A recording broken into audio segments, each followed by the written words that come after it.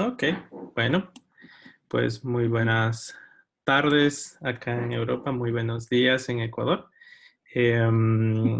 Vamos a empezar la charla de hoy. Para mí es un placer presentar a la ponente de este día, bueno, también porque la conozco ya desde un par de años. Se llama Viviana, es de Bolivia. Un poco de su background. Ella después de graduarse de la secundaria viajó a Estados Unidos, en donde realizó sus estudios de licenciatura y doctorado en ingeniería química en Montgomery College, Maryland, y la Universidad de Maryland College Park, respectivamente. Actualmente es investigadora académica en el grupo del profesor Bolt de la Universidad de Chicago.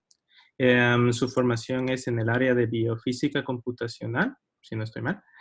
Ha hecho participado como panelista a diferentes congresos internacionales. Hoy tenemos el gusto de escucharla compartiéndonos el tema de Computers and Cells, Biophysics and Lipid Membranes at the Atomic Scale.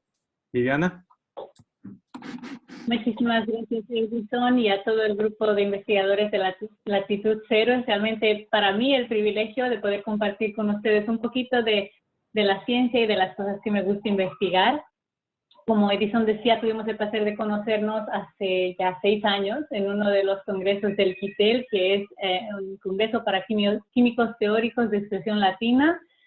Y pues nada, estoy muy contenta de poder compartir con ustedes a través de este medio, a pesar de las circunstancias de pandemia mundial y de todo el estrés que esto puede generar, tener un momentito para utilizar el Internet y estos medios para difundir, en mi caso, la biofísica computacional. Entonces, hoy lo que quiero compartir con ustedes es un poco de los primeros estudios que hice yo, en realidad, comenzando como voluntaria durante el pregrado en el laboratorio del doctor Jeffrey Cloda en la Universidad de Maryland, College Park, que fueron los que me llevaron a realizar mis estudios de posgrado y en realidad quedar encantada con lo que es la biofísica computacional, con sistemas de membranas, con los lípidos en específico, que se los voy a presentar en un momentito. Y entonces también poder investigar mecanismos en la célula. Brevemente lo que hoy voy a comentarles es un poquito de la técnica que yo utilizo, que son simulaciones de dinámica molecular.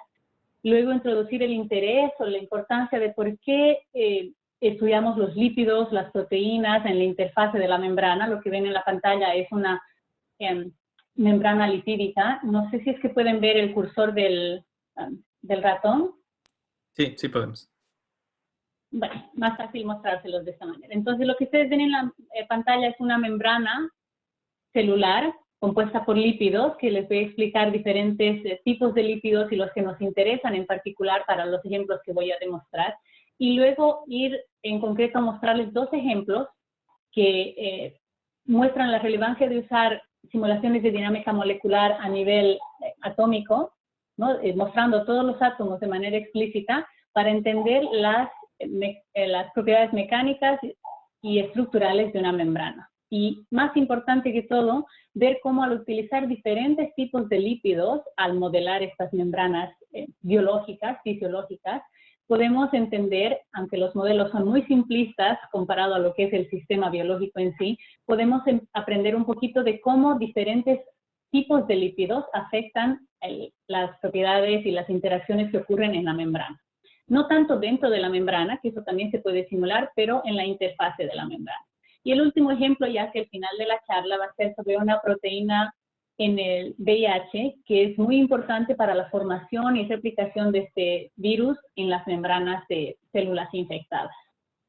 Y ya al último, si es que tienen alguna pregunta o durante la charla también, me pueden cortar con toda confianza, si es que tienen algunas preguntas de lo que vaya mostrando.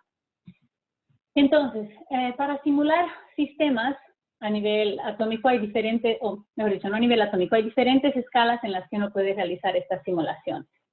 Las simulaciones sirven para complementar experimentos, para poder utilizarse como un microscopio computacional y mirar interacciones ya sea a nivel electrónico, que son con simulaciones de mecánica cuántica, o de moléculas pequeñas o proteínas relativamente pequeñas, no los sistemas complejos de proteínas, utilizando simulaciones de dinámica molecular a nivel atómico. Y si se quiere ver escalas mayores de dinámicas moleculares o de interacciones moleculares, se utilizan lo que se llama coarse grain simulations, que son las simulaciones donde no se representan átomo por átomo las moléculas del sistema, sino se agrupan átomos para poder representar las interacciones, si se quiere decir, generales o globales de cierto grupo de átomos con respecto a las de todo el sistema. Y en este caso podemos estudiar partículas de viruses que no son tan grandes como la célula, pero son suficientemente grandes como para necesitar este tipo de coarse grain simulations, y también algunos orgánulos pequeños dentro de la célula. Y ya mucho más, a escalas mucho mayores, en el orden de micrómetros o en el orden de micrómetros, lo que podemos ver son simulaciones de, ¿cómo diría?, de modelos fenomenológicos. Ya no tenemos ningún átomo, no existen ni siquiera las bolitas coarse grain para representar grupos de átomos, sino es como si fuese una sábana o una manta en la que nosotros parametrizamos la curvatura, la presión, las tensiones y todo eso, para estudiar ya fenómenos a mucho más escalas más grandes, ¿no? Entonces, lo que yo utilizo son simulaciones de dinámica molecular de todos los átomos para estudiar unos sistemas que caen más o menos en este rango de tamaño, más o menos en los nanómetros, entre 10 y 20 nanómetros, la cajita de simulaciones. Entonces, las simulaciones de dinámica molecular son en base a termodinámica estadística. Estas modelan o predicen la trayectoria de cierto grupo de átomos utilizando las fuerzas que actúan sobre estos átomos para solucionar o para resolver la ecuación de movimiento de Newton. Tenemos la fuerza igual a la masa por la aceleración de cada átomo que uno está simulando en el sistema. Entonces, integramos toda esta ecuación para poder conseguir velocidades y posiciones de cada átomo a cada paso de integración que vamos realizando. Y en el caso de estas simulaciones, nuestra fuerza es en realidad el gradiente negativo de un potencial que denominamos D. Y en el caso de las simulaciones que yo utilizo, esto se llama campo de fuerza, este potencial se llama campo de fuerza, y es el que parametriza las acciones, las interacciones enlazadas, no enlazadas, ángulos entre moléculas. Si ustedes ven esta molécula en rojo aquí abajo, tenemos los parámetros para el enlace, la longitud del enlace, los ángulos entre estas moléculas, entre estos átomos, perdón, también los dihedral. Si me sale alguna palabra en inglés, me disculparán, pero es que las he aprendido en inglés y no lo practico suficiente en español. Y también poder modelar las interacciones de átomos que no están conectados, que son las non-bonded interactions. Estas interacciones se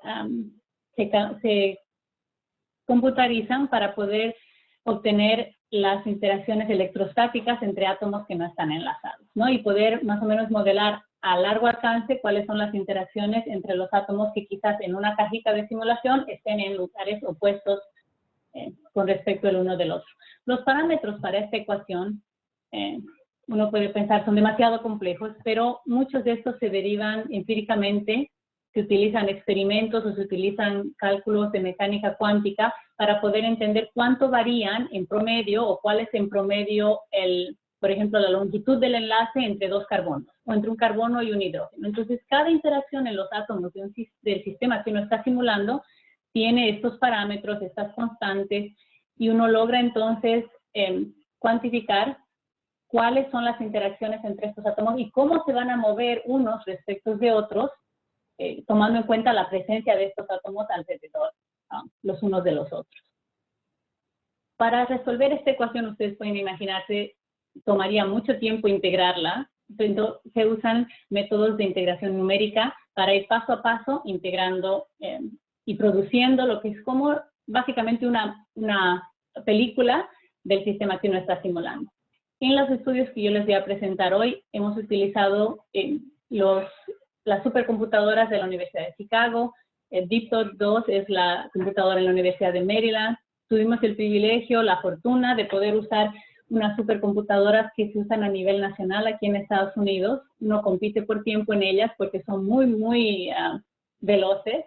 Y entonces utilizamos una que está en la Universidad de Texas, que se llama Stampede, y otra en la Universidad de Pittsburgh, que es el Pittsburgh Supercomputing Center, que ese es el que nos ha permitido correr unas simulaciones súper veloces, que les voy a comentar ahorita las escalas de tiempo que nos toma poder simular, en mi caso, membranas celulares. Entonces, hablando de membranas, ¿qué es lo que son? Son barreras entre la célula y el exterior. En el caso de organismos que tienen orgánulos dentro de la célula, permiten que existan estos compartimentos dentro de la célula y diferenciarlos unos de otros. Están formados por moléculas que se llaman lípidos, que tienen una cabeza hidrofílica y tienen una cola hidrofóbica, que es lo que les permite formar esta bicapa. Y además, hace un tiempo lo que se pensaba de las membranas que eran lugares estáticos, que básicamente eran como una capa de aceite que encapsulaba la célula y no pasaba nada más. Sin embargo, ahora conocemos que los lípidos específicamente están muy involucrados en procesos de señalización en la célula. Están muy involucrados en formar plataformas transitorias muchas veces en las que se atrae o se agrupan cierto tipo de proteínas que sirven para cumplir una función X en la célula. Existen lípidos que tienen la cabeza muy pequeñita, como los PA, el phosphatidic acid. Es muy chiquitito, es un fosfato con su alcohol. Y existen cabezas muy complicadas, como los lípidos PI, que tienen una molécula común anular. Y tenemos todavía los glicolípidos, que son estas moléculas que ven aquí rojas, que se extienden hacia afuera de la membrana. Son azúcares enlazados unos con otros, y estos dan unas propiedades muy interesantes, este tipo de lípidos, y se enlazan con proteínas o con moléculas que están fuera de la célula, ¿no? Entonces, todo esto hace que la membrana celular sea un lugar muy diverso, pero además muy ocupado en cuanto a funciones vitales para la célula. Y de la misma manera, en enfermedades, estas propiedades o estos lípidos salen fuera de su regulación normal, y entonces o se producen en mayor o menor cantidad, lo que resulta en diferentes propiedades para la membrana, y es lo que les voy a mostrar en el primer ejemplo que tengo más adelante. Si nosotros usamos o si nosotros tomamos en cuenta que esta membrana tiene diferente composición, si está en la parte más externa de la célula, como la membrana anaplásmica, o más internamente, como la membrana del retículo endoplásmico, los lípidos que la componen son distintos, y las propiedades de esta membrana, desde su rigidez hasta su grosor, es distinta, y permite esto que existan diferentes proteínas dentro de esta membrana o que interactúen con la superficie, con las cabezas de los lípidos de esta membrana. Y bueno, las proteínas son macromoléculas formadas por secuencias de aminoácidos que tienen diferente organización espacial y pueden formar agregados, pueden formar los dichosos clústeres, ¿no? Que hacen que estas proteínas funcionen o no funcionen, permitan que haya flujo de, por ejemplo, para las proteínas que están dentro de la membrana, flujo de iones o flujo de agua. Y si estas proteínas no funcionan bien o no tienen el ambiente correcto de lípidos alrededor de ellas, entonces no pueden cumplir su función. Y esto se ha visto a través de experimentos, y las simulaciones, ¿para qué nos sirven? Es para poder entender qué mecanismos en esta proteína o en estos lípidos alrededor de la proteína están causando que esta proteína funcione o no funcione en X condición. Las proteínas, en una cosita más, pueden ser integrales, estar dentro de la membrana, o ser periféricas, es decir, que están afuera de la membrana, ya sea totalmente fuera de la célula o en el citosol de la célula, y se conectan con una membrana o con otra membrana, dependiendo qué cascadas de señales hayan entre los lípidos, los iones y todo este grupo de moléculas que forman la célula. En el contexto, de nuevo, de simulaciones, las membranas más o menos están en la escala de 10 a 20 nanómetros, o el tipo de simulaciones que yo corro. Y de nuevo, estas son simulaciones de dinámica molecular, tomando en cuenta todos los átomos descritos de manera explícita en mi cajita de simulaciones. y ahorita me van a entender lo que es mi cajita de simulación.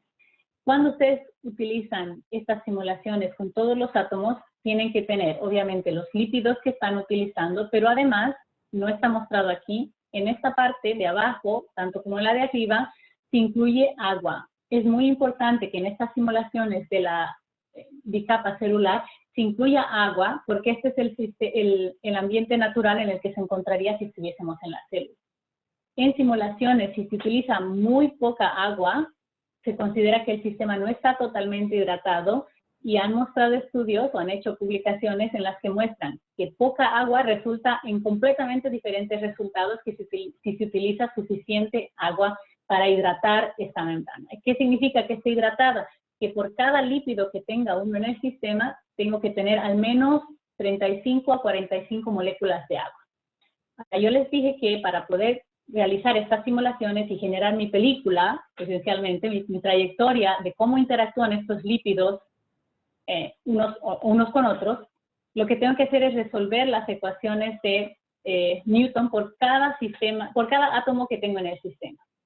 En estas membranas, que son relativamente sencillas y relativamente pequeñas, cuando construyo mi caja de simulación en 3D, tengo las coordenadas X, Y, Z de cada uno de estos átomos, de cada carbono, de cada hidrógeno, de cada oxígeno, de toditos los átomos, y además tengo las moléculas de agua. Y esto tranquilamente me suma, o me puede sumar entre 80.000 a 800.000 átomos. Y esto, ¿qué pasa? Cuando tengo que integrar esa ecuación más el potencial que me muestra cómo interactúan o cómo influyen fuerzas de unos átomos en otros, me toma mucho, mucho, mucho tiempo.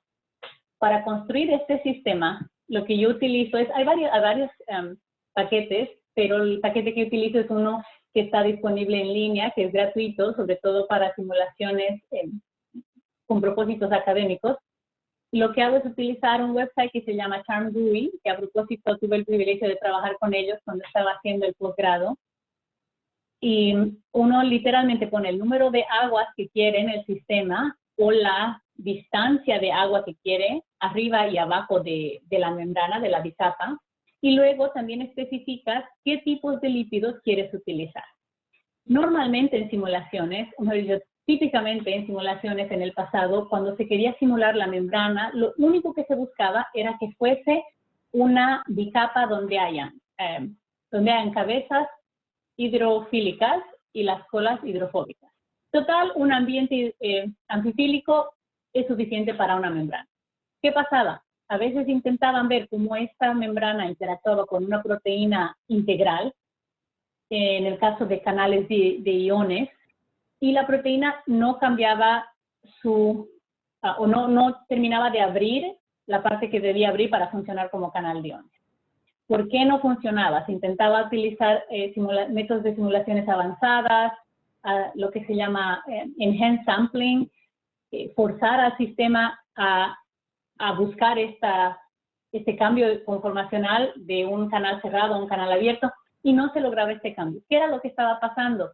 Que la membrana, el modelo de membrana, no estaba representando el ambiente natural de esta proteína. Y entonces, poco a poco, tanto en experimentos como en simulaciones, la gente se fue dando cuenta que para estudiar procesos de una membrana o para modelar una membrana, no bastaba simplemente con tener un lípido, que generalmente era y aún es DOPC. Es un lípido que tiene las colas de, si mal no estoy, 16 carbonos o 18 carbonos de largo, ¿no? Y la cabeza bastante sencilla, un lípido que no es para nada, entre comillas, interesante. Entonces, ahora lo que les voy a mostrar es que usando un modelo tan simple de la membrana no se logra recapitular las propiedades ni mecánicas, ni estructurales, ni dinámicas de la membrana X que se está intentando simular. Entonces ahora ya sabemos que cuando queremos modelar estas membranas, lo que necesitamos hacer es,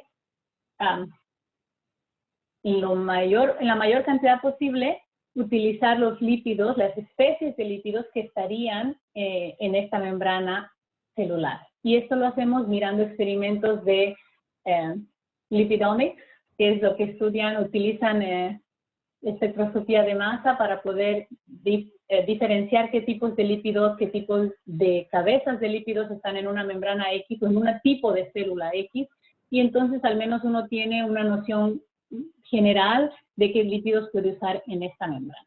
Entonces, construye uno su sistema, su cajita de simulaciones, y luego utilizamos un paquete de simulaciones para la integración numérica de esa ecuación de movimiento de Newton para cada átomo en el sistema. Podemos usar NAMD, podemos usar GROMACS, podemos usar CHARMS, podemos usar LAMMPS. Hay diferentes paquetes. Yo los que más he usado han sido NAMD y GROMACS. Y para análisis, el lenguaje que está de moda es utilizar códigos de Python para poder extraer la información importante de esta gran trayectoria que uno tiene. ¿Qué es lo que más toma tiempo en las simulaciones? El calcular las interacciones entre las aguas. Entonces son muy importantes, pero nos arruinan un poco el tiempo de computación que se necesita para estos sistemas, porque de nuevo imagínense cuántas moléculas de agua tenemos aquí arriba y abajo de la membrana, considerando que esta tiene que estar completamente hidratada. De nuevo, el número de átomos en un sistema de membranas sencillo puede ir entre 80.000 a 800.000 átomos. Y entonces, ¿cuánto tiempo demora uno en calcular esta simulación? Para resolver esta gran ecuación, normalmente lo que hago para simular una membrana es simularla en condiciones de número de átomos constante, N, presión constante, P, y temperatura constante. Estas son las simulaciones de dinámica molecular en NPT. Para todos los sistemas que he utilizado, generalmente utilizo 310 Kelvin, que es más o menos la temperatura del cuerpo, y presión atmosférica.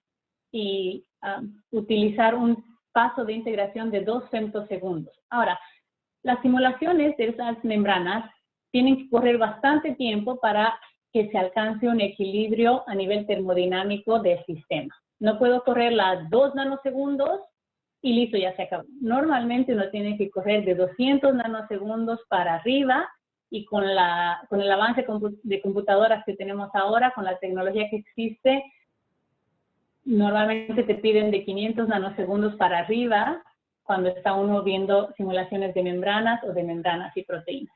¿Por qué un paso de integración tan chiquito? Es porque nos permite hacer un muestreo correcto de las vibraciones más chicas que existen entre los átomos enlazados en nuestro sistema. Y esas vibraciones más chiquitas son las que existen entre un átomo pesado, como el oxígeno, nitrógeno o carbono, con el hidrógeno.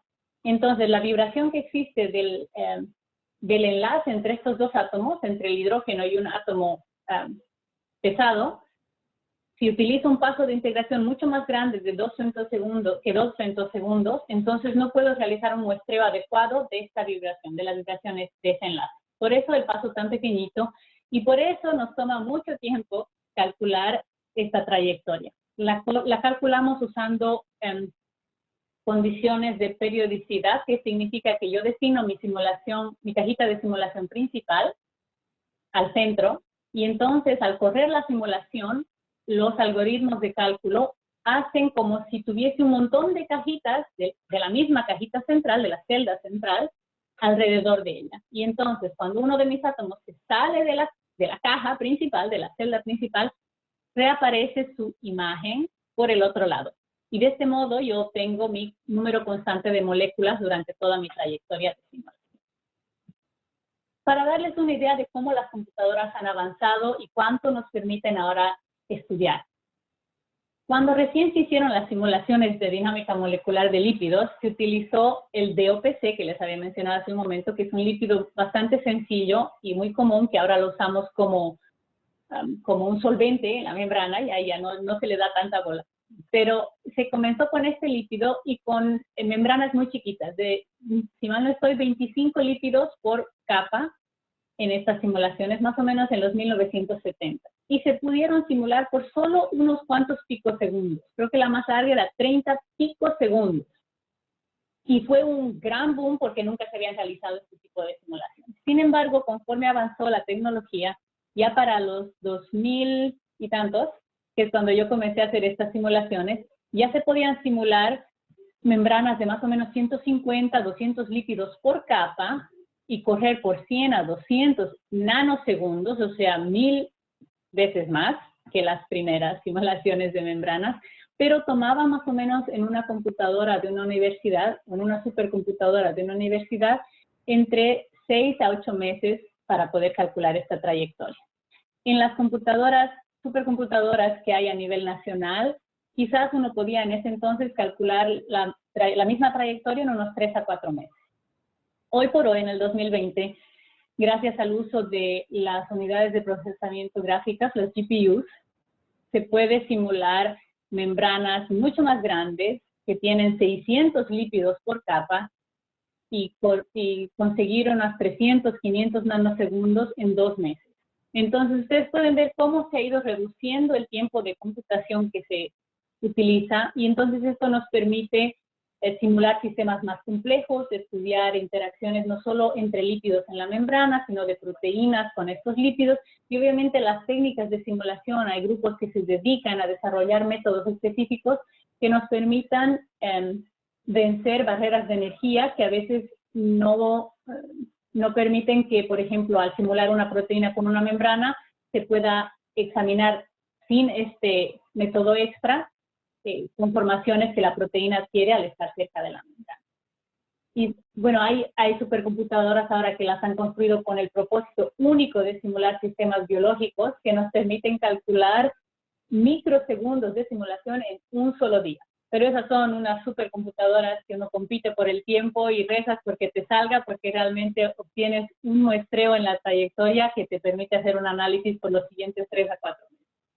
Entonces, ejemplos que quiero darles hoy de simulaciones de membranas. El trabajo que yo hice durante el posgrado, que creo que fue una de las mayores contribuciones que hicimos con mi PhD advisor en ese entonces, es demostrar que cuando uno utiliza diferentes tipos de lípidos para modelar los diferentes orgánulos en la célula, en mis estudios eran el retículo endoplásmico, el Trans-Golgi Network y la membrana plásmica, podemos reproducir diferentes propiedades mecánicas, dinámicas y estructurales de la membrana. Y a su vez, si uno desease utilizar estos modelos complejos o estos modelos realistas de membranas, entonces tendríamos un poco de mejor suerte al intentar entender las interacciones de proteínas o de otras moléculas pequeñas con cada una de estas membranas para estudiar procesos que ocurren en el retículo endoplásmico versus en la membrana plásmica.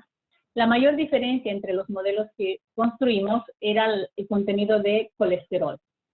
La membrana plásmica tiene mucho colesterol versus el retículo endoplásmico que casi no tiene nada de colesterol. Ahora bien, la síntesis de lípidos en la célula ocurre en el retículo endoplásmico, pero en la cadena de reacciones y cómo se van moviendo las cosas en la célula son transferidos al Golgi Network, que es más o menos como una estación de distribución de los lípidos, y muchos terminan en la membrana plásmica. Si esta composición en equilibrio natural en la célula saludable se altera, entonces estas membranas resultan con otra composición de lípidos, que a su vez resulta en disfunciones de proteínas que están en cada una de estas membranas o que interactúan con la superficie de cada una de estas membranas. Entonces, es muy importante para nosotros al estudiar propiedades de la membrana o procesos en una membrana utilizando simulaciones, incluir o construir modelos de membrana que recapitulen lo que está la composición de lípidos de esa membrana en particular. Aquí lo que pueden ver es un gráfico de los diferentes tipos de cabezas de lípidos que utilizamos en esos modelos. Este es un estudio del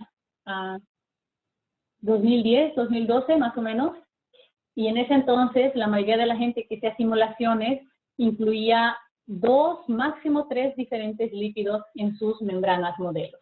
Estas membranas tenían entre 9 y 11 diferentes tipos de lípidos, de nuevo, para poder recapitular las propiedades correctas que cada una de estas, correctas y diferentes que cada una de estas orgánulos tenía. ¿Qué es lo que vimos? Que al tener diferente concentración de colesterol, el grosor de la membrana era distinto. Ustedes pueden ver aquí un perfil de densidad de electrones, que el mensaje básico es donde están la distancia entre pico y pico de cada una de estas curvas, me muestra aproximadamente el grosor de la membrana. Para el ER y el TGN, más o menos del mismo grosor.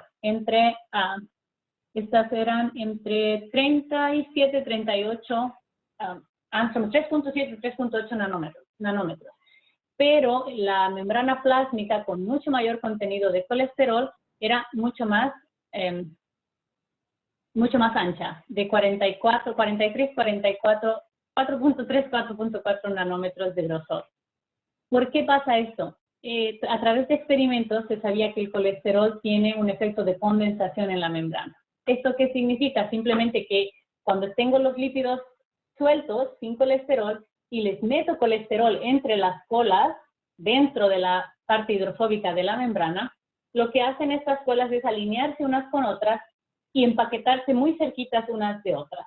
El colesterol tiene un efecto de ordenar esta membrana, se dice así, y entonces al ordenarse estas colitas, que quizás estaban un poco más relajadas sin colesterol, ahora se estiran, se alinean casi paralelas unas con otras y la bicapa se hace más gruesa. Y eso fue lo que vimos reproducirse en nuestros modelos al utilizar efectivamente diferente concentración de colesterol. Vimos también otras propiedades como el orden de la membrana, de nuevo la alineación respectiva de las colitas de los lípidos dentro de la membrana, y lo que vimos fue que en presencia de mayor colesterol, que son los datos, los puntos negritos aquí, este orden es mayor. Este orden se llama, en inglés son deuterium order parameters, es un parámetro que va de 0 a 0.54, se consigue utilizando esta fórmula, que es en realidad mirando el ángulo de cada carbono-hidrógeno, de cada enlace carbono-hidrógeno con respecto a el vector normal de la membrana, ¿no? Entonces, si tengo aquí una membrana así, si es que pueden ver mis manos, tengo las colas de los lípidos, el vector normal de la membrana es paralelo al eje Z, y tengo que calcular cada ángulo entre el enlace carbono-hidrógeno con respecto a esa normal. Y entonces, mientras más alto es mi parámetro, SCD, aquí, significa que mis membranas están más ordenadas. Mientras más bajo, significa que están más desordenadas. Lo que se espera de experimentos, que esto se consigue, el mismo parámetro se puede conseguir al hacer resonancia magnética nuclear, es que el parámetro de orden para los carbonos finales de esta cola sea muy bajito, porque este grupo metil puede moverse y rotar sin ningún problema. Sin embargo, estos otros carbonos en la cola están más restringidos en su movimiento porque están unidos a otros carbonos y están al lado, bien pegaditos, de las otras colas del lípido, en especial cuando tenemos colesterol en la membrana. Entonces, lo que vimos con nuestros sistemas, con estos modelos realistas para membranas, es precisamente eso. Cuando tengo mayor colesterol, este parámetro de orden es mayor, y el último carbón en cada cola de lípido tiene el parámetro de orden muy bajito, como se esperaba y se constata a través de experimentos. Una última cantidad que vimos era cuán fácil pueden los lípidos rotar con respecto a su cuello. Y no es el rote a través de su eje principal, que sería así, sino la rotación a través de su cuello o del lugar donde está la molécula de glicerol en el lípido. Entonces, esta es la cabeza del lípido, aquí están las colas a continuación, y lo que medimos era cuán fácil puede relajarse la rotación del enlace carbono-hidrógeno en dos regiones de esta parte del cuello. Simplemente porque esas medidas son las que se obtienen también en experimento y podíamos comparar directamente con tiempos de relajación de resonancia magnética nuclear. Lo que hacemos es calcular el momento la conservación de momento en estos átomos en particular, y luego utilizar una función exponencial y calcular el decay o la relajación de esa función exponencial para obtener los tiempos de relajación, o el wobble motion, que se llama en inglés. ¿Y wobble por qué? Porque el lípido está haciendo esto, básicamente, es wobbling. Entonces, lo que vimos es que es mucho más fácil para los lípidos moverse con respecto a su región de gliceroles o su cuello. Es mucho más fácil moverse cuando no hay tanto colesterol. en el retículo endoplásmico y en la membrana de trans-Golgi. Pero en la membrana plásmica el tiempo de relajación es mucho más largo, indicando que los lípidos están empaquetados mucho más juntos unos con otros y no pueden moverse tan fácil, que es lo que esperábamos también basados en experimentos. Ahora, nosotros hicimos estos estudios, les comentaba, con membranas modelo que tenían entre 9 a 11 diferentes especies de lípidos. Pero, ¿qué pasa si ahora quiero ver un poquito más al detalle de estructura atómica de los lípidos que estoy utilizando? Aquí les presento a la molécula de colesterol, que escuchamos tanto, especialmente cuando vamos al médico, y la molécula de ergosterol. El colesterol es el lípido de esteroles más común en células humanas, y el ergosterol es el más común en la levadura o en plantas. No en plantas, perdón, hongos. Entonces, ¿qué pasa? La diferencia entre estas dos moléculas son simplemente dos dobles enlaces adicionales en el ergosterol y un grupo de metil extra en la colita del ergosterol. No parece mucha diferencia, en especial considerando que estas moléculas están en el centro de la membrana, no están ni siquiera cerca de las cabezas de los lípidos. ¿Será que este cambio tan pequeñito puede producir algún impacto en el modelo de membrana en simulaciones? Porque todavía en el sistema biológico uno podría esperar, sí, porque hay tantas cosas que están pasando en la célula y tal. Pero ¿será que esto hace un efecto importante en cuanto al modelo que yo utilice en una membrana en simulaciones? Y lo que vimos fue que con respecto al área por lípido, no hay ningún cambio. Son moléculas tan parecidas en estructura que el área por lípido de la membrana en general, contando todos los lípidos, incluyendo estos esteroles, básicamente no cambia cuando utilizo colesterol versus ergosterol. Pero las propiedades mecánicas y dinámicas de la membrana sí cambian. Cambia el módulo de compresión o el Ka, que es cuánta resistencia me ofrece la membrana si intento estirarla por los costados. Y también cambia cuán fácil los lípidos pueden rotar con respecto de su región de cuello. Y también cambia el grosor de la membrana. ¿Qué pasa? Cuando tengo colesterol, la resistencia de la membrana a ser estirada es mucho mayor que cuando utilizo ergosterol. Cuando utilizo colesterol en mi membrana modelo, lo que tengo es que el movimiento de lípidos es más factible, es más fácil que cuando utilizo ergosterol. Y esto lo podemos atribuir a estos dobles enlaces que hacen que esta molécula de ergosterol sea más rígida y entonces restringe el movimiento de todo lo que está alrededor de ella. Y una última medida fue que el grosor de la membrana era mucho más ancha, más gruesa, utilizando colesterol que ergosterol. Entonces ustedes pueden ver que pequeñas diferencias en la estructura química de moléculas, de lípidos que yo decido utilizar en mi membrana modelo, sí van a influir en las propiedades mecánicas, estructurales y dinámicas de la membrana que estoy simulando. Y esto es especialmente relevante cuando estoy viendo la interacción de estas membranas con proteínas integrales. Porque si mi membrana es más gruesa que el espacio que mi proteína integral tiene hidrofóbico, o sea que le gusta estar dentro de la membrana, va a haber una diferencia, un mismatch muy grande y quizás mi proteína no va a cumplir la función que estoy buscando replicar o estudiar a través de simulaciones. Entonces, espero que con este estudio, lo que les estoy mostrando es que la estructura de los lípidos y la especie de lípidos que utilizo en membranas celulares para estudiar a través de simulaciones sí importa. Y me olvidé que tenía esta diapositiva aquí. Una cosa más que vimos fue, si miro yo a la molécula de esterol, tengo esta región planar con varios anillos y la colita del lípido, ¿verdad? Esta región se conoce como región plana del esterol y se divide en cara A y cara B. La cara A se la conoce también como la cara áspera porque tiene estos dos grupos de metil hacia afuera de este plano de anillos. Y la cara B es la cara suave porque no tiene ninguna cosa hacia afuera.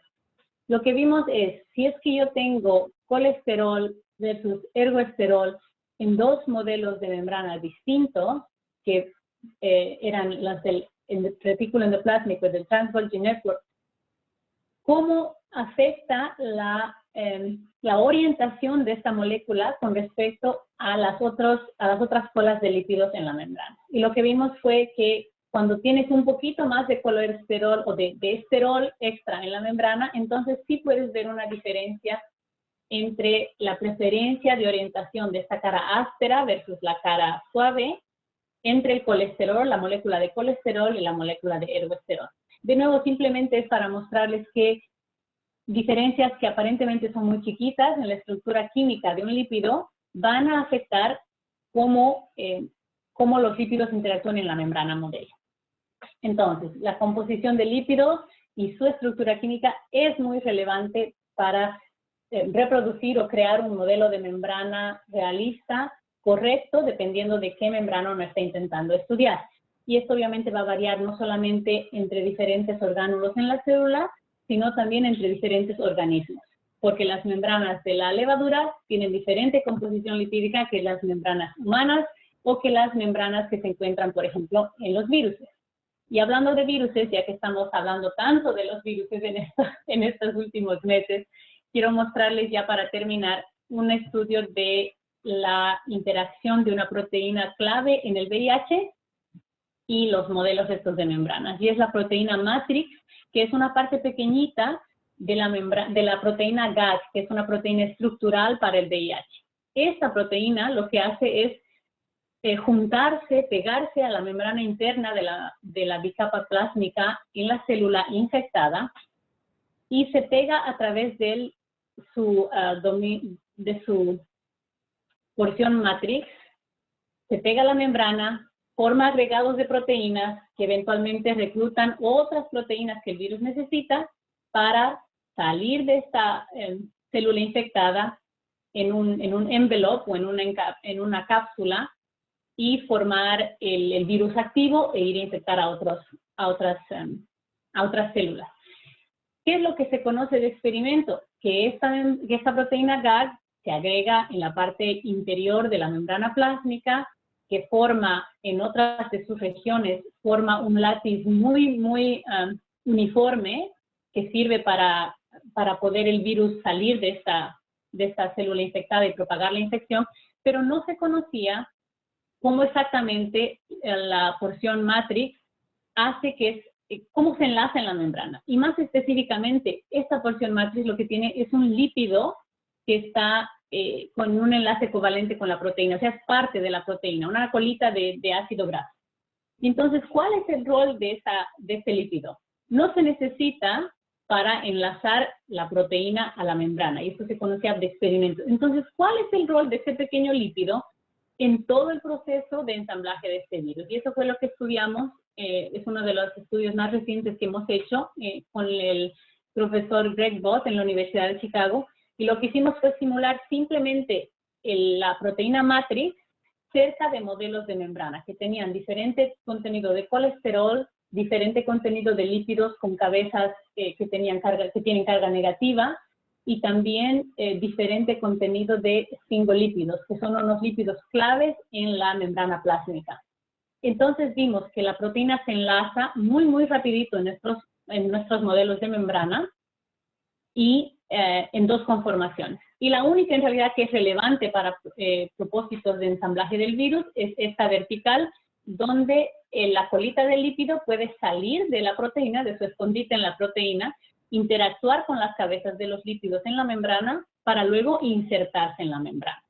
Dos cosas claves en este estudio. Vimos que cuando la proteína se enlaza, recluta los lípidos PIP2, que son lípidos importantes en procesos de señalización en la célula, y son los que están mostrados en color púrpura aquí en la diapositiva. Pueden ver esto en la densidad de este lípido. De nuevo, las manchitas púrpuras son donde más concentración de este lípido PIP2 encontramos, y pueden ver que en los lugares donde se enlaza la proteína, debajo se llegó a concentrar mayor cantidad de este tipo de lípidos. Y la segunda conclusión más importante de ese trabajo, o el segundo aporte más importante, fue el poder observar sin ninguna manipulación extra la inserción de este lípido en la membrana modelo que estábamos utilizando. Interesante fue notar que esta inserción solo ocurrió en una de nuestras membranas modelo, y era precisamente la membrana modelo para la capa interior de la membrana plásmica, es decir, tenía la composición de lípidos en cantidades relativas a las que se encuentran en la membrana interior de la membrana plásmica. Esta inserción no ocurrió en un modelo de membrana que tenía más colesterol, es decir, era más rígida, o que no tenía nada de colesterol, que es incluso más fluida. Y honestamente yo hubiese esperado que se hubiese insertado en esa, porque no tenía nada que le bloquee el insertarse. Sin embargo, esta inserción de lípidos solo ocurre en la membrana modelo, que refleja las condiciones naturales en las que esta proteína se estaría enlazando, en este caso en la membrana plásmica. Lo que nosotros propusimos era que este lípido, el rol de este lípido, no tiene nada que ver con el enlace de la membrana, de la proteína con la membrana. Sin embargo, sí influye mucho en qué lípidos se van acumulando localmente debajo de donde está esta proteína enlazada. ¿Por qué? Porque al ingresar a la membrana, modifica el ambiente, el microambiente muy local de los lípidos que están a su alrededor. Y va atrayendo ya sea más colesterol o botando colesterol de la región, trayendo a esta parte donde está enlazada la membrana los lípidos FIF2, que son importantes de nuevo para procesos de señalización. Y entonces, poco a poco, si nosotros agregamos más unidades de la proteína matrix, lo que vamos viendo es que efectivamente la inserción de lípidos de estas nuevas unidades es mucho más veloz que cuando solamente se simula una. Y además, más y más y más se van reclutando estos lípidos FIF2 que estaban mostrados en púrpura o en morado a las regiones donde está enlazada esta proteína. Una última cosa que deseábamos verificar era si es que realmente al insertarse este lípido, el orden de la membrana, las propiedades estructurales de esta parte interna de la membrana cambian o no. Y lo que vimos fue que cuando se utiliza trímeros de la proteína matrix, versus mono, versus una sola unidad de esta proteína en la superficie de la membrana, se puede ver mayor incremento en el orden de la parte central de la bicapa donde está enlazada la proteína.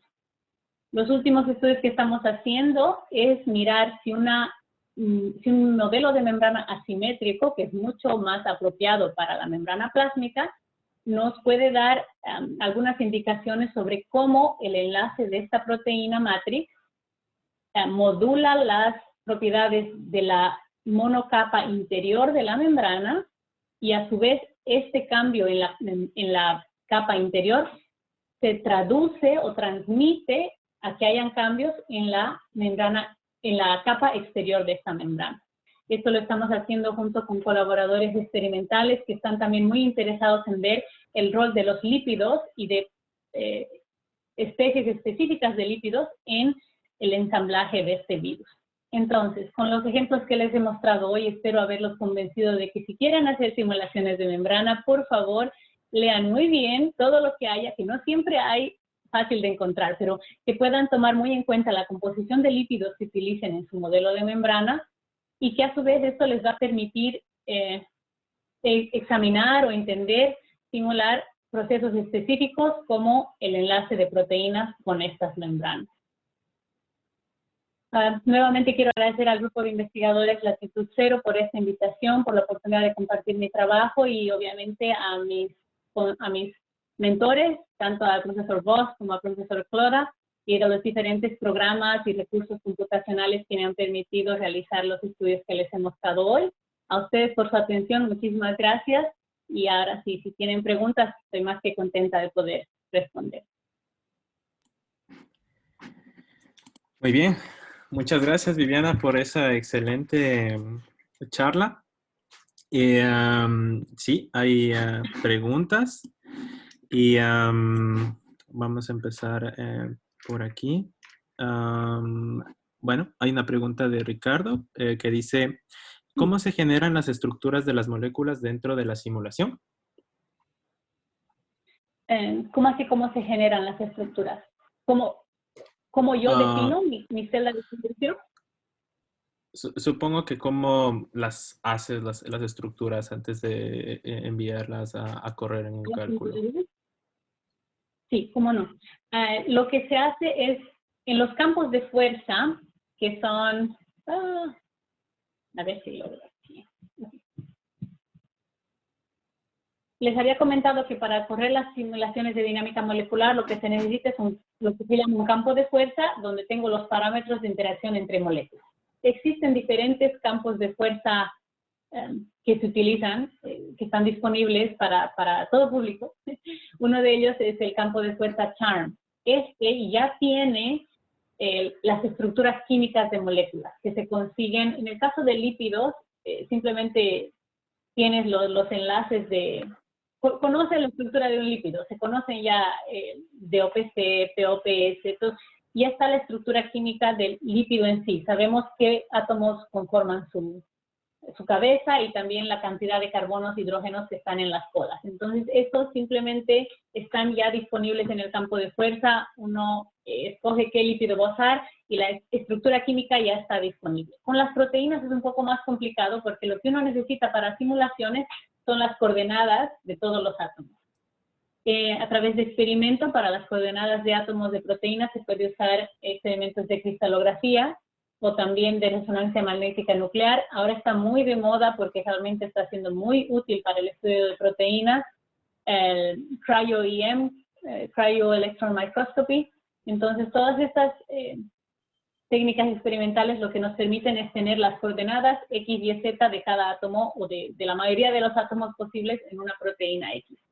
Entonces, se utilizan estas coordenadas como estructura inicial y al correr la simulación, lo que se intenta es que empiecen a interactuar y a moverse como si estarían en el sistema biológico, ¿no?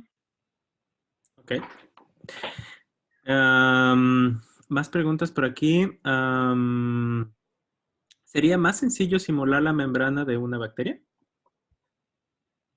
No, porque la bacteria tiene varias bicapas y en realidad ese es uno de los estudios que otros estudiantes han continuado haciendo en el laboratorio donde yo realicé mi doctorado y son un poco más complejas porque los tipos de lípidos que componen las membranas de bacterias no tienen simplemente estas colitas lindas de hidrocarbonos, de carbones de hidrógeno, sino que tienen también ésteres o tienen compuestos cíclicos en la cola del lípido. Entonces, o no existían, en algún momento no estaban los parámetros para simular ese tipo de lípidos, o ahora existen, o tienes que tú hacer algún cálculo previo de mecánica cuántica o algo para poder modelar bien las interacciones de estas colas de lípidos que son más complejas. Entonces, no es necesariamente más sencillo. Cada organismo trae su propia complejidad.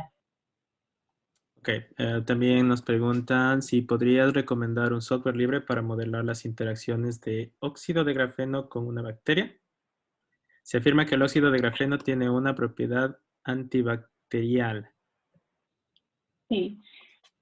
Si es que va a incluir la simulación una membrana, quizás soy un poquito más hacia el campo de fuerza de CHARMM 36, porque es el que mi jefe en su doctorado ayudó a refinar, pero el campo de fuerza de CHARMM, y creo que ahora el de AMBER está bastante a la par, sin embargo yo apoyo más al de CHARMM, tiene los parámetros para lípidos más actualizados, y definitivamente para proteínas está mucho más actualizado.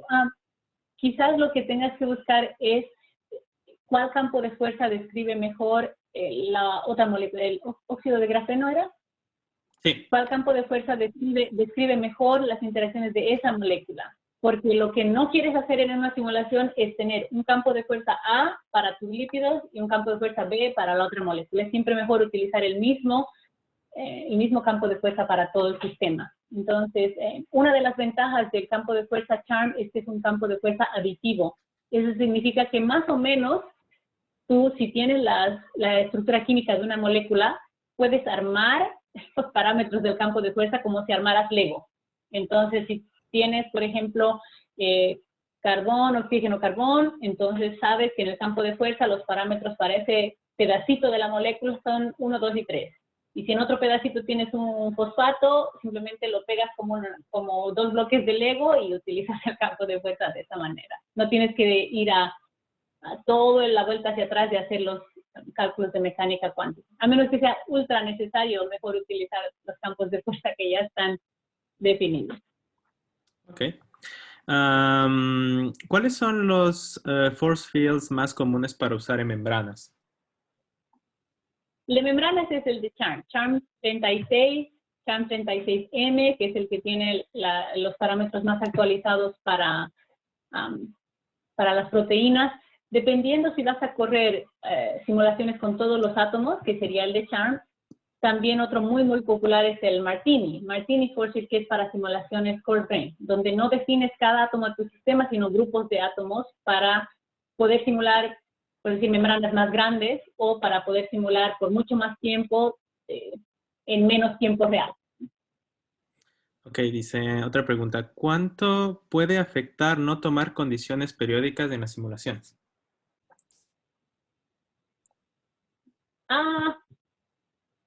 Tus átomos empiezan a salirse de la cajita porque estás simulando el movimiento natural y ya no correrías en condiciones de número constante de átomos. El control de la presión, el control de la temperatura, el volumen, va a variar mucho. Y entonces, en todo caso, lo que uno quiere al simular la membrana es simularla como si estuvieses mirando a una capa infinita, a una bicapa infinita. Si solamente simulas un pedacito así, las propiedades mecánicas no las vas a reproducir muy bien. Necesitas las condiciones periódicas para hacer como si estuvieses simulando no un pedacito de 10 por 10 nanómetros, sino una bicapa infinita en las dos direcciones. Ok, más preguntas por acá. ¿Se ha comprobado experimentalmente ese cambio de orientación debido a la cantidad de colesterol? Sí, por eso decidimos hacer las simulaciones, a ver si las simulaciones eran tan sensibles. En los experimentos se conoce que la orientación de la molécula de esterol es muy importante, por ejemplo, para la formación de agregados de lípidos. Hay plataformas que hasta ahora creo que se debate si son permanentes, si existen, si no existen. Yo creo que sí existen y son transitorias. Son las plataformas que forman especies de lípidos parecidos entre sí, por ejemplo, lípidos que tengan las colas totalmente saturadas, ningún doble enlace. Les gusta mucho estar en presencia de colesterol. Este tipo de lípidos, los más conocidos son los esfingolípidos. Esfingolípidos y colesterol forman estas plataformas, o los conocidos también como lipid rafts. Probablemente sean transitorias, pero son claves para procesos celulares. Y entonces en experimentos lo que se vio es que la molécula de colesterol prefiere orientar la cara áspera, la que tenía los dos grupos metil, hacia afuera de este raft, de este grupo de lípidos. Ok. Dice, ¿crees que una aproximación coarse grain nos dé tan buenos resultados? Depende qué es lo que estás intentando estudiar. Por ejemplo, no sería para nada práctico intentar estudiar, ¿cómo se dice? La salida de una molécula de virus, de una membrana, simular este proceso utilizando todos los átomos. Sería demasiado grande el sistema, tardaría demasiado y no es práctico. Lo que uno quiere entender, depende mucho de lo que quieras estudiar. En mi caso, yo utilizo todos los átomos porque me interesa saber interacciones específicas entre diferentes cabezas de lípidos, por decir, con una proteína. Pero si lo que a mí me interesa saber es cómo se deforma y el proceso global de la salida de una partícula de virus, de una membrana, entonces probablemente quiera usar coarse grain. Ahora, hay debate y mi jefe en este momento, que es el profesor Bott, en realidad no utiliza el campo de fuerza de Martini coarse grain, porque dice, no, porque este es muy general y cada molécula de lípidos, cada especie de lípidos, por ejemplo, en una membrana, tiene sus características particulares y peculiares. Entonces, los métodos que él ha desarrollado y por los que nuestro grupo es famoso es utilizar simulaciones de todos los átomos o utilizar información de experimentos de estas membranas para parametrizar el campo de fuerza coarse grain para un lípido X. Y entonces se intenta que sea un poquito más preciso en el campo de fuerza Cochrane, basado en ya sea en experimentos o en simulaciones de todos los átomos, ¿no? Y esto se llama modelaje a multiescala, multiscale modeling. Ok. Más o menos, ¿cuántas conformaciones moleculares planteas para hacer una simulación? ¿Cuán larga es la simulación o cuánto espero para ver que cambien los lípidos de posición? Creo que no me estoy entendiendo bien. Sí, a ver, déjame ver si más o menos cuántas conformaciones moleculares planteas para hacer una simulación. ¿Conformaciones iniciales? Ujú. Si es en ese sentido, lo que siempre se hace en simulaciones, y gracias por la pregunta, no lo había mencionado, cuando uno hace simulaciones, lo que necesita es buscar al menos hacer 3 réplicas del sistema con diferentes condiciones iniciales. Por ejemplo, construyo mi sistema de membranas y el programa que utilizo, que es la página web esta de CharmGUI, lo que hace es produce una mezcla aleatoria de dónde estén, por ejemplo, los colesteroles versus los PIP2 versus los DOPC en la membrana. No es una mezcla aleatoria, totalmente aleatoria. Cuando genero otro modelo de membrana, o mejor dicho, el mismo modelo de membrana, pero lo genero de nuevo en el sistema, como se utiliza una distribución aleatoria para dónde vas a posicionar estos lípidos inicialmente, es, entre comillas, otra membrana. Es como correr experimentos independientes unos de otros. Entonces, al menos, o idealmente, 3 simulaciones, 3 sets de simulaciones por cada modelo para poder computar para poder hacer análisis estadístico de estas simulaciones y poder presentar promedios relevantes que te den, si es que realmente tienes o no diferencias entre una simulación y otra, o entre un sistema y otro. Ok, una pregunta más por aquí. Para realizar Molecular Dynamics en membranas, ¿cuánto es el tiempo de simulación más usual o mínimo para estudiar y tener resultados aceptables? Depende cuán compleja es tu membrana. Por ejemplo, uno de los parámetros que se utilizaba mucho, pero creo que ahora está un poquito pasado de moda por la cantidad de tecnología que tenemos para simular, es básico, es la superficie de área por molécula de lípido. Tienes tu cajita de simulación, la celda principal, por decir, de 10 por 10 nanómetros, y tienes 150 lípidos por capa. Entonces, calculas 10 por 10 nanómetros dividido entre 150, y esa es tu área por lípido. Tú calculas esto a cada paso en tu simulación, y entonces vas a tener una serie de tiempo que más o menos te muestra el área por lípido fluctuar, ya sea a hacerse más alta y nivelarse, o bajar y hacerse más pequeña y también nivelarse en un valor. Ese sector donde ya la propiedad que estás midiendo, en este caso área por lípido, ya ha alcanzado un nivel promedio y no está fluctuando más, entonces sabes que tu simulación ha alcanzado equilibrio y necesitas al menos unos 50, 70 nanosegundos de esa parte equilibrada para poder hacer un análisis relevante. Ahora, dependiendo qué quieras estudiar, y por ejemplo en el caso de membranas que son asimétricas, lo que en algún momento usé yo era el flujo de colesteroles, de moléculas de colesterol entre una monocapa y la otra. Cuando ya este flujo llega a un equilibrio, ya no tengo más yendo arriba o abajo, ya intercambian de manera regular, sé que han llegado a equilibrio. Varía mucho. Una membrana simétrica, un modelo de membrana simétrica, podría equilibrarse de 100 nanosegundos o 75 nanosegundos en adelante.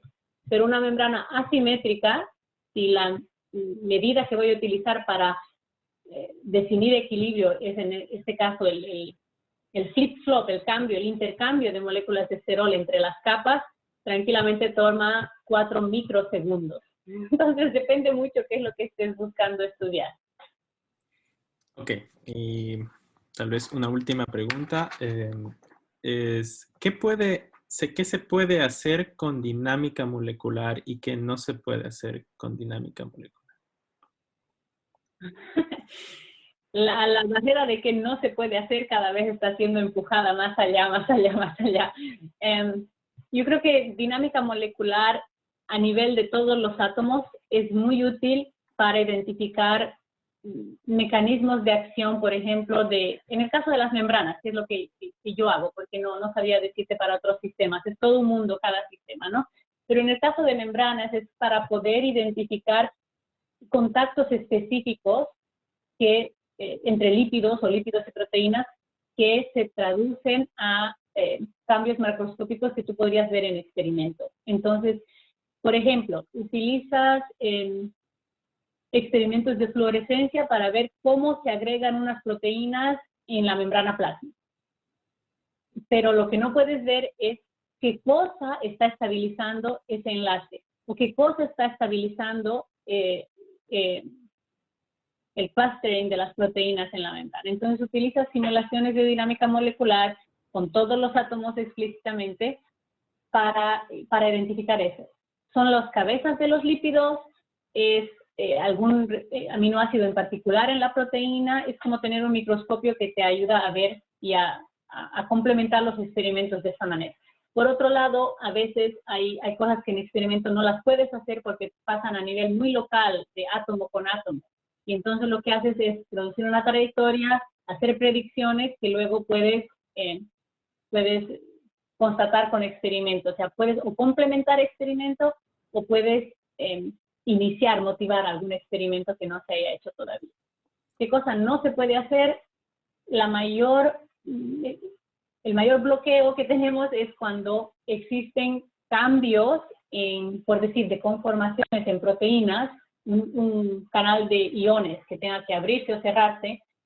La penalidad energética puede ser tan alta que simulaciones de dinámica molecular sencillitas, sin ningún add-on, no la puedan pasar. Tienes un perfil de energía que tiene una barrera muy alta como para poder hacer el muestreo correcto sin ningún empujoncito extra a la simulación. Y entonces hay grupos que se dedican al desarrollo de métodos avanzados de simulación que te ayudan a empujar el sistema fuera del equilibrio en el que está a estados metaestables o inestables para poder cruzar esa barrera de energía y ver otras conformaciones. Entonces, creo que cada vez se está empujando más el límite y se está viendo, además, se está constatando que tienen que ir mano a mano experimentos y simulaciones. No puedes estudiar algo solo con simulaciones sin validar tus modelos con experimentos, y hay algunas escalas de tiempo o de tamaño que los experimentos aún no te permiten llegar y las simulaciones son la herramienta perfecta para complementar. Muy bien, creo que no tenemos más preguntas.